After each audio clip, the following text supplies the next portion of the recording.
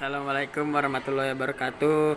Perkenalkan, nama saya Muhammad Farel, absen 17, kelas 94. Di sini saya akan menjelaskan tentang memecahkan permasalahan dengan teknik compositional thinking. 1.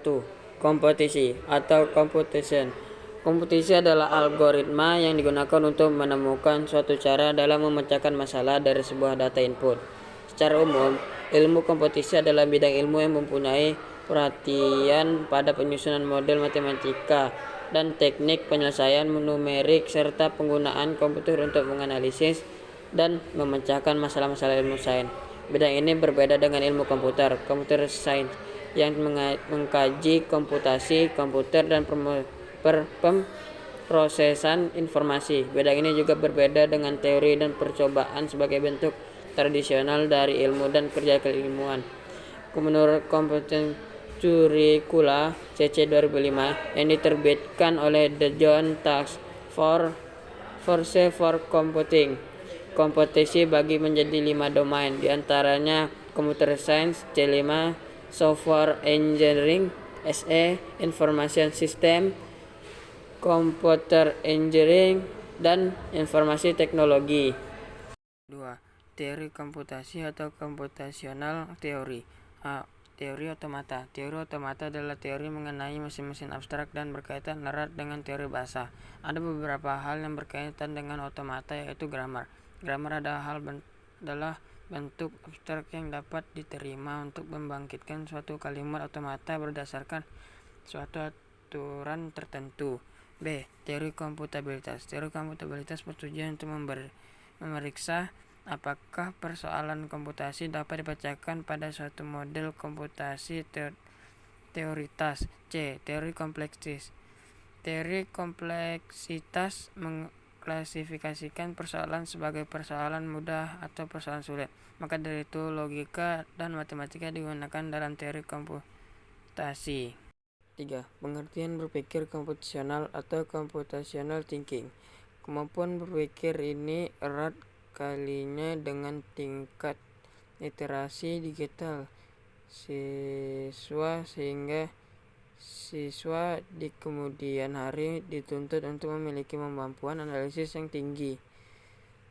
Berpikir komputasi adalah teknik pemecahan masalah yang sangat luas wilayah penerapannya. Computational thinking melatih otak untuk terbiasa berpikir secara logis, terstruktur, dan kreatif secara seseorang ilmuwan komputer. Pemikiran komputasional adalah sebuah proses berulang yang terbagi menjadi 3 tahapan, antara lain: A. Formulasi masalah atau abstrak. B. Mengekspresikan masalah atau otomatisasi. C. Mengeksekusi solusi dan mengevaluasi atau analisis. Selain karakteristik yang telah disebutkan sebelumnya, berpikir komputasional memiliki beberapa karakteristik lain sebagai berikut.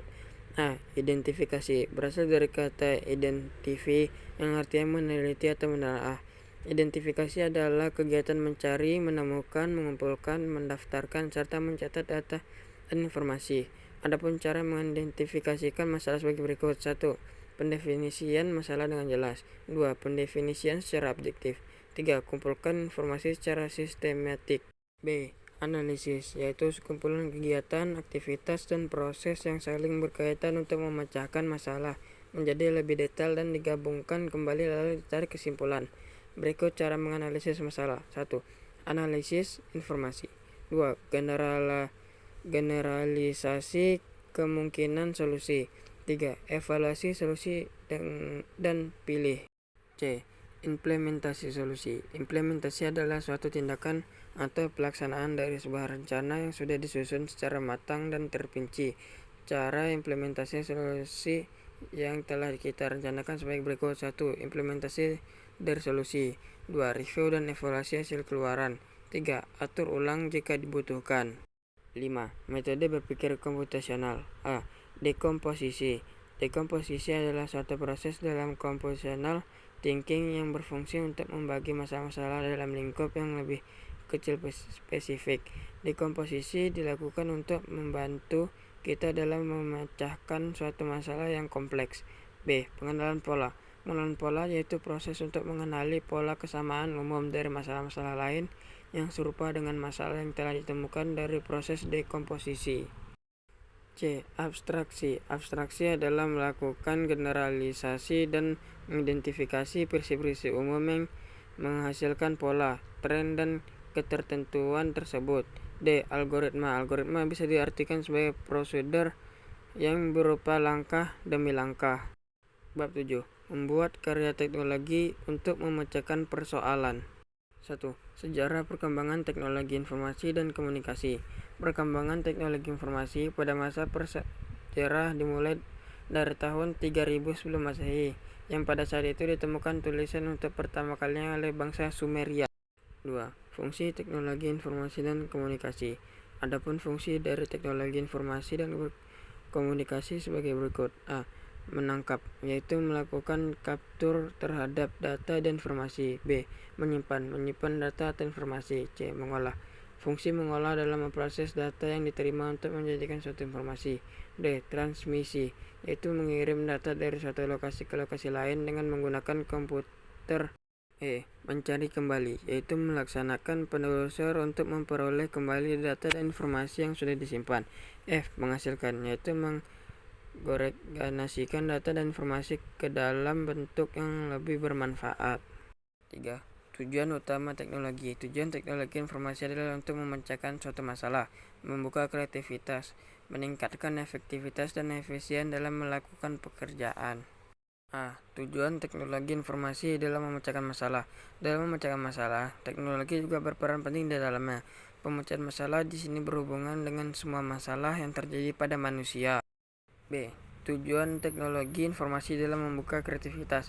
Kreativitas memberikan peluang bagi individu untuk mengaktualisasikan dirinya.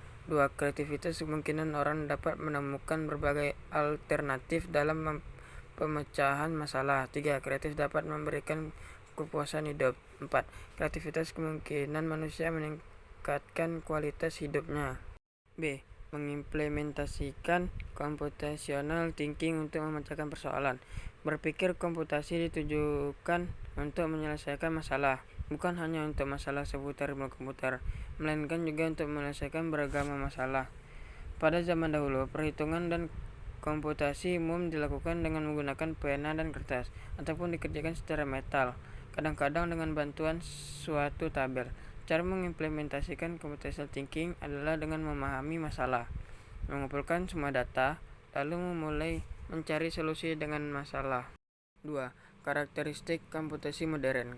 Komputasi modern memiliki 3 karakteristik umum. Berikut 3 karakteristik komputasi modern. A.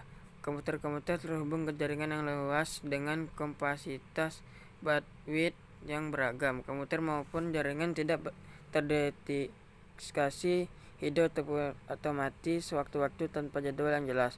C. Komputer-komputer penyedia sumber daya bersifat heterogenis. 3. Manfaat komputasi modern. A. Akurasi. B. Kecepatan. C. Problem volume besar. D. Modeling. E. Kompleksitas. 4. Macam-macam komputasi modern. Komputasi modern terbagi menjadi 3 macam, yaitu A. Mobile computing atau komputasi bergerak. B. Grid computing atau komputasi grid. C. Cloud computing atau komputasi awan. Oke, terima kasih sudah menonton. Mohon maaf jika terdapat kekurangan dan kesalahan.